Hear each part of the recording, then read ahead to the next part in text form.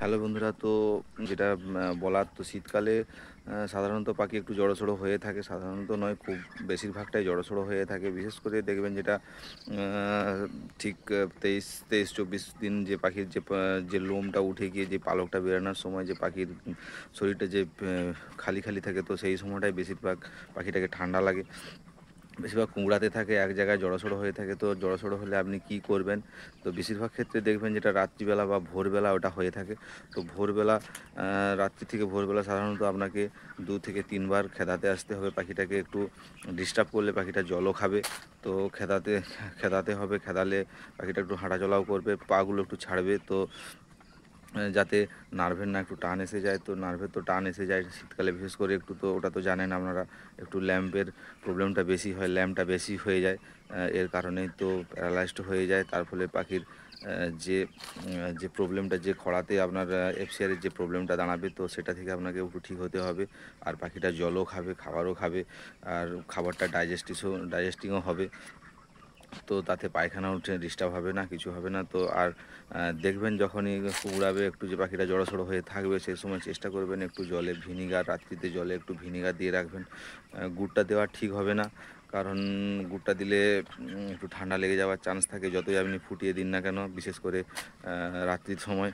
তো আপনি এটা করতে পারেন যে দেখবেন যে লিটারটা এক জায়গায়, পাখিগুলো জড়সড় হয়ে থাকার জন্য ওই জায়গাতেই জল খাচ্ছে, খাবার খাচ্ছে, পাখিটা খুব বেশি চারাচ্ছে না। তো ওই জায়গার লিটারটাকে ড্যাম করে দিচ্ছে। তো আমি বলছি, অনেকেই বলবে যে নতুন লিটার আপনি ওখানে ফেলে দিন, লিটারটাকে চেঞ্জ করে দিন। তো ভুলেও ওটা করবেন না, কারণ এই বয়সের পাখির বেশিরভাগটাই ঠান্ডা লাগার চান্সটা বেশি থাকে, সাউন্ডটাও এসে যাওয়ার চান্স থাকে। এই সময়টাই ডিস্টার্ব হয়। আপনি ওই জায়গার লিটারটাকে আপনি একটু চালিয়ে নেবেন, চালিয়ে নিয়ে একটু চুন মেরে দিবেন, তাতে বরঞ্চ ভালো হবে। পাখিটা রাত্রিবেলা যতই পাখি হিট থাক না কেন, তাও হিট নেওয়ার জন্য সব জড়সড় হয়ে থাকে। আর একটু নতুন লিটার, নতুন তুষ যদি আপনি ফেলে দেন, তো সেই জায়গায় ঠান্ডা লেগে যায়, একটু ঠান্ডা ঠান্ডা ভাব এসে যায়। তো লিটারের গরম যে ভাবটা, সেটা আর থাকে না, ঠান্ডা। তো এখনই 5টা বাজে, এখনই যে পাখিটা জড়সড় হয়ে গেছে, তো রাত্রিতে বিশেষ করে আরও বেশি জড়সড় হবে। তো রাত্রিতে একটু খেদিয়ে রাখতে হবে, কারণ এই সময় একটা মূল সময়। 30 দিন পর্যন্ত, মিনিমাম 28 দিন তো হবেই, যে 20 থেকে 30 দিনের মধ্যে যদি পাখিটা একটু খেদিয়ে রাখা যায়, তো সাধারণত দেখবেন খেদিয়ে রাখলে পাখিটা একটু জলও খাবে। এই সময় অক্সির চান্সটাও বেশি থাকে। তো যাতে না সেটা হয়, সেটার দিকে সবসময় লক্ষ্য রাখতে হবে। দেখুন পাখিটা কীভাবে জড়সড় হয়ে আছে।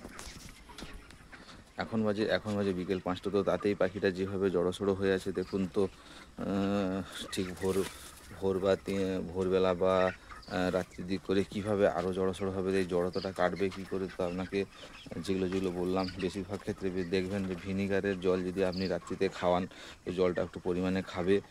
আর তাতে জড়সড়তা হয়ে গেলেও পাখির যে পায়খানার যে প্রবলেমটা, জল কারণে যেটা হয়ে থাকে সাধারণত, জল কম খাওয়ার কারণে, সেটা থেকে আপনাকে অনেকটাই রিলিফ পাবেন আপনারা, আশা করি।